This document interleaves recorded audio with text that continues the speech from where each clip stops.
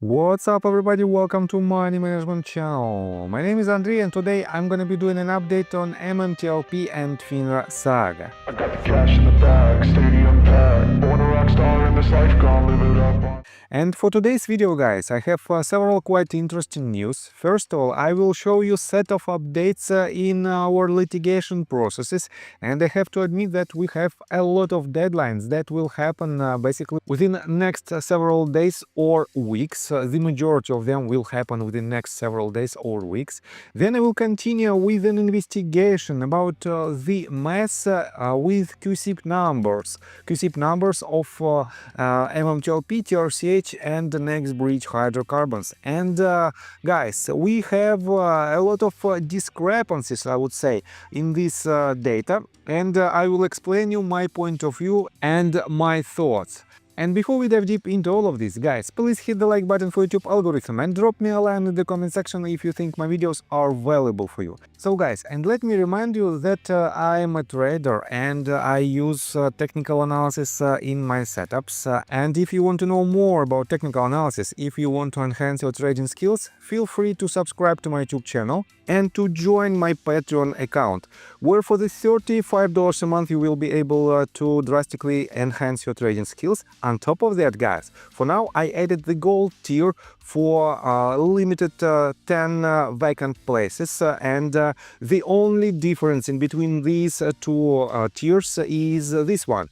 Discord access member will have all the data for the potential trades, for the potential tickers that you should be aware of, but the gold tier members will have the exact setups with the stop loss and take profit orders. They will have the exact notifications when and how they should trade certain asset. On top of that, for each and every member, I will do a weekly 30 minutes Zoom calls in order to answer their question and in order to teach them how to properly use technical analysis and how to be successful trader. That is why, guys, for some of you this might be a game changer opportunity, and if you want to drastically enhance your trading skills, feel free to invest in yourself.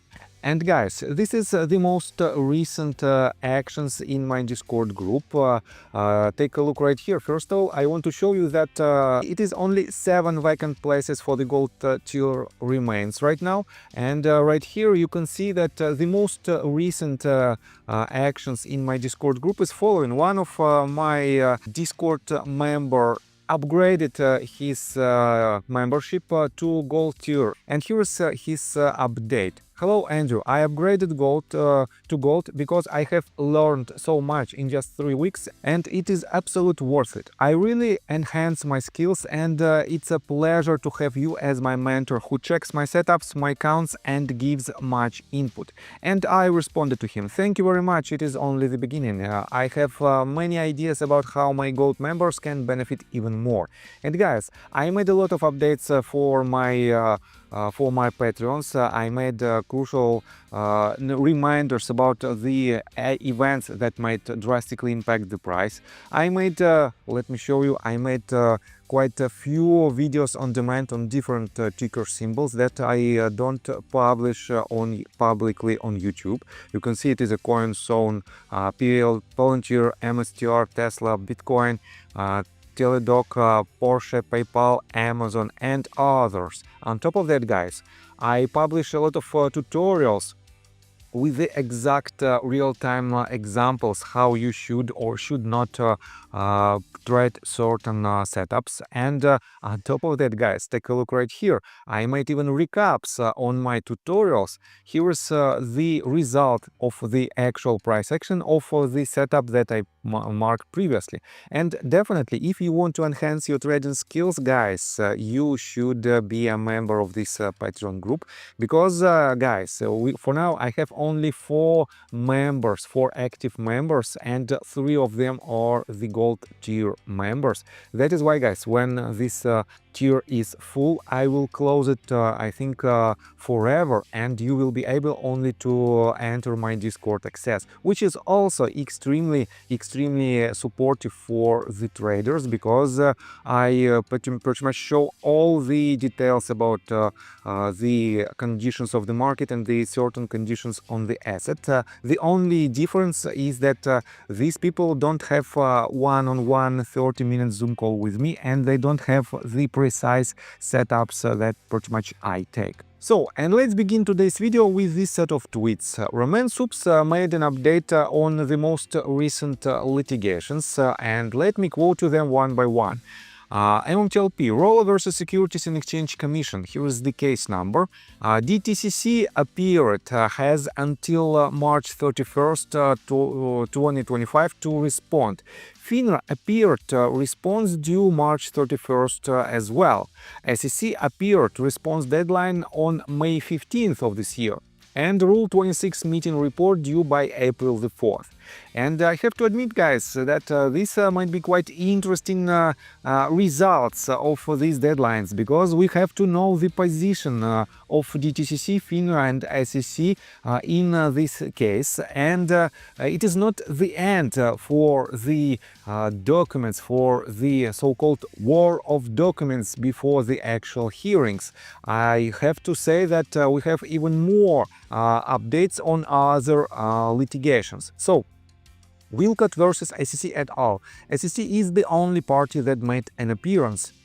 They have until May 7, 2025 to respond. Curious if other defendants got served or when they will appear. Summons issued. John Burda, Financial Industry Regulatory Authority. GTS Securities, George McCabe, Gregory McCabe, NextBridge Hydrocarbons, R. Rubenstein, and Securities and Exchange Commission. On top of that, guys, another update in my piece versus SEC et al. Case. SEC has until May 7, 2025 to file a response. Curious to see if NextBridge Hydrocarbons, John Burda, Greg McCabe going to appear or file a response. And I have to admit, guys, that we have pretty much the same names and the same entities in these documents. And you might wonder, why is that? First of all, all these lawsuits from 1209 team are relatively similar one to another, and they were filed right before the deadline of statute of limitations that expired at the very beginning of December. And without additional conditions, for example, like Daniel Oxer has in his lawsuit, we cannot see any more lawsuits without these exceptions. And let me show you another update. So, court order out, 1209 Daniel Spears motions granted, leave to file second amended complaint and more time to serve defendants. Deadlines, Wednesday, March the 12th for amended complaint. Service of defendants to April the 4th of this year. Summons are issued. And this is the first quite important ruling that at least this case is still ongoing, and we have another step from Daniel Spears. So, let me show you a quite interesting update from Roman Supes as well. And to be honest, it is not directly related to our case at this very moment, but it is very interesting to know that some companies made a huge 3,500% return on their investment, and they do it right before the TRCH and MMAT merger happened. So, here you can see that this tweet that was written by Roman Supes on March the 6th. Per Invest Nova Scotia, Innova Corp invested $3 million, and they sold their shares July 2021 with massive gains of 3,500% return. They gained in total $104 million. And here you can find this tweet in details, and I have to say that yes, I know that some people might, and some entities might definitely unload their shares right before the merger, because even in my videos right before the merger happened, I guess it was somewhere in June 21st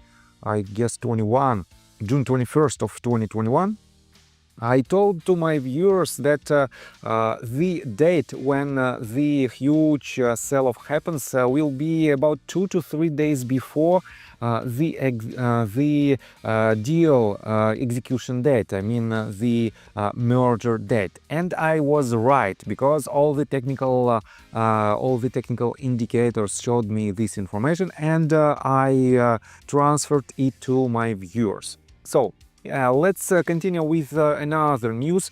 Let me remind you that we still have a huge mess with the CUSIP numbers of MMAT, MMTLP, TRCH, and other, on the first glance, other companies that are not related to our case. Let me show you this tweet that was written first of all by Christian Shaughnessy on February the 4th.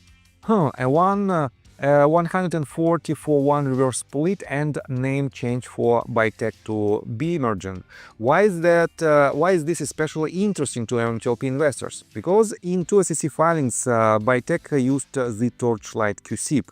August 2023 Bytec filing NT10Q and the 13D filing by Bytec in April 2024. That 13D filing is a statement of ownership and indicates CEO Cole Johnson has 222 million shares of Bytec. Some questions. Did SEC and FINRA inform Thomas Lipinski, the first Torchlight CEO, or John Burda, who became CEO after Lipinski, of the sanctions and deposition imposed by FINRA and the SEC on the two brokers responsible for placement of shares as depicted in two separate Form D filings for Torchlight? One filing was for Montgomery Street Research and Paul Pollack, the other for Radner Research and Trading. 2. Did SEC and FINRA inform Lipinski or Burda that Torchlight was issued in deposition documents? This is how it may connect. A company called Spine Pain Management eventually became Bytec, which just changed its names to Bemergen Energy Corporation. Peter Dalrymple used to be an executive with Spine Pain Management. Filings show he also owned LPD Investment. 2014 filings indicate Dalrymple and LPD Investments were both 10% owners of Spine Pain Management and that Dalrymple was also a director. Remember, according to filings, Spine Pain Management became Bytec and is now Bemergen Corporation. And guys, as you can see, we have two completely similar CUSIP numbers, and the second one is not the same one. More questions. Did Dalrymple or LPD Investments improperly use the Torchlight CUSIP? Question number 4. What, if anything, did the two brokers, Montgomery Street Research, Paul Pollack, or Radner Research and Trading, know about the use of the Torchlight CUSIP and placement of Torchlight shares? Additional posts for reference, July 2024. She added two questions. Are financial institutions and hedge funds using Bytec technologies as off-ramp for the counterfeit shares translated under the Torchlight CUSIP? Those trades still need to be settled. Why else would Bytec use two CUSIPs? And who brought the Torchlight CUSIP to Bytec? Another question. What is Metamaterials Board of Directors' fiduciary responsibility to its shareholders? Doesn't the board have an obligation to its shareholders to investigate Bytec's use of Torchlight CUSIP? And I think all these questions are very important and we still don't have any answers. Let me show you her update that she made basically just yesterday. The judge and trustee will likely be interested in any dealings market makers, exchanges, and regulators had with Bytec technologies. 1. Are financial institutions and hedge funds using Bytec technologies as an off-ramp for counterfeit shares transacted under the Torchlight CUSIP?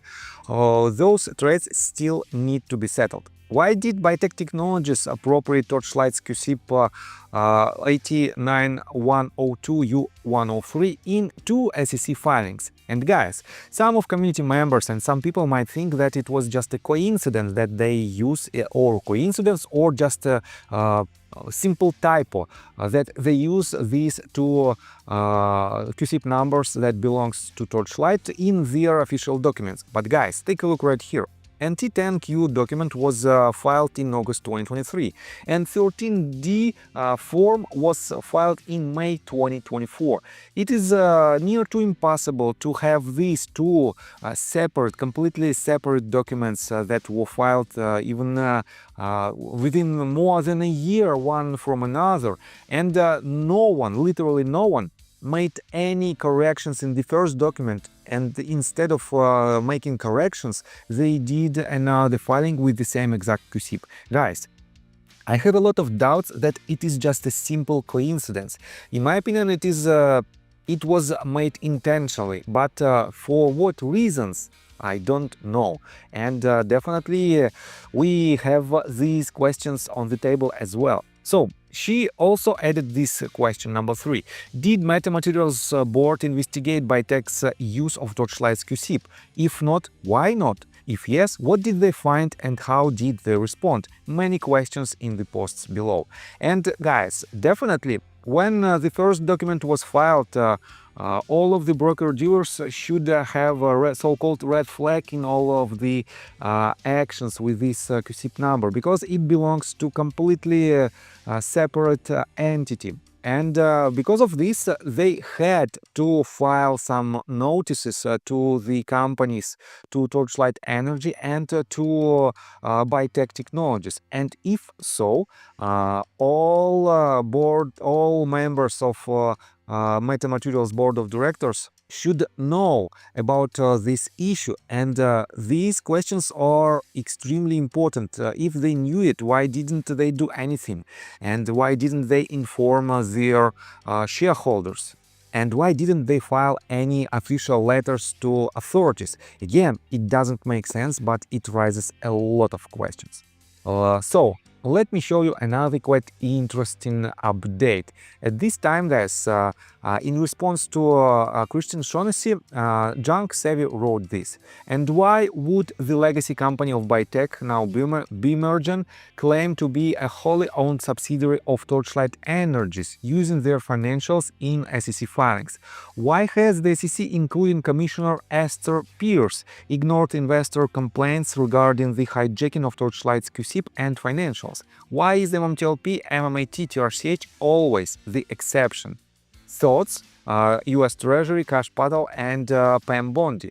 We are not going away. And here is quite interesting opinion of Odysseus. He wrote it 15 hours ago.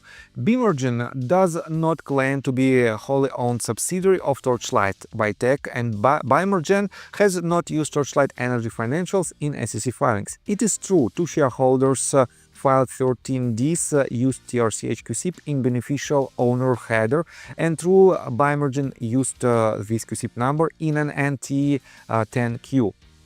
But here is the response from Junk Savvy. She wrote, "Hi Odysseus, I stated that Bytech's legacy company used their financials. In February 2014, Benjamin Tran, co-founder and CEO of Bytech, was co-founder of a company called International Western Petroleum." Here is the link to this company. February 2018, International West Petroleum changed its name to Norris Industries.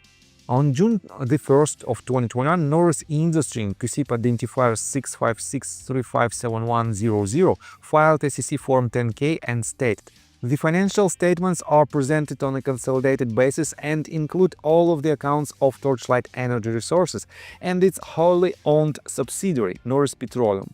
So, two companies connected to Benjamin Tran as co-founder and CEO have misused Torchlight Energy's information. Doesn't pass the smell test. And Odysseus admitted, "Thank you for reminding me of basis of presentation. The accompanying financial statements of the company have been prepared in accordance with the accounting principles generally accepted in the United States America and the rules of the Securities and Exchange Commission. The financial statements are presented on a consolidated basis and include all of the accounts of Torchlight Energy Resources and its wholly owned subsidiary Norris Petroleum. All significant intercompany balances and transactions have been eliminated. Before Norris Industries, before International Western Petroleum, it was International Western Oil. Before that, or early on simultaneously, Tran was Petro Western Energy Corporation. So guys, I have to admit that it is quite tricky relationships in between all of these companies, and that is why, guys, I have to say that our case is very complicated. So, and at the end of his tweet, Odysseus admitted, true, does not pass the smell test. And yes, guys, we have a lot of questions that need to be answered, and unfortunately we don't have these answers yet, but we are still fighting and we are not going away, guys. Let me show you another quite interesting update, at this time from Scott Roth. And Scott refers to the tweet that was written by Jennifer Vetrana, and she wrote it basically, guys, you know that we have some actions inside our community that are not so pleasant for the community itself. Some people inside the community are attacking other people, and they made quite bold statements about their counterparty. And we have more and more investigations in this field. So let me quote first all this tweet. Jennifer Vetrana wrote, wait a second, I will pause this video, I don't need it. Okay, let's make the connection. Busy Brands gifted you 100 shares of MMTLP. Busy Brands then was trying to get money from the community for the short-selling movie with Ham the Short Killer. Did it ever happen with Christina Copeland? Where did the money go? Then Ham, the short killer, says he gets paid $300 per hour for consulting from James West Christian. Help me understand if that is ethical. Then Busy Brands likes to post on his profile FA4, almost like he's a proxy for James West Christian, in my opinion. Is it weird? I'm not sure. You make your own mind up. Chat, where are you at? And Scott responded to this. First ballot Hall of Fame, logic and connecting the dots by Jennifer. Busy Brands probably doesn't even own MMTLP shares. Maybe he should provide proof, but he sure is a lap dog for West Christian and speaks for McCabe all the time and threatens people. Folks, Gary Valinotti, also known as Ham the Short Killer, says Wes Christian pays him $300 an hour to get clients. Why didn't Wes deny this? It's all right here. And remember, Busy Brands won't answer why his teenager social media GE site required Bitcoin for access. If that ain't a red flag, I don't know what is. And guys, as I already mentioned, our case is extremely complicated, and that is why, guys, we are here to fight, and I'm here to show you all this information from different perspectives. And yes, it is what it is. Let's be focused and let's move forward. And guys, let me tell you my personal story. I have a wife and 2 children aged 11 and 15, as well as a small dog. After 30 years of living in Russia near the Baikal Lake, we decided to move. Now we reside in Serbia. Although I don't own any MMTLP shares, I invest a lot of time creating daily MMTLP videos. I have been doing this every day without days off and holidays for more than 1.5 years.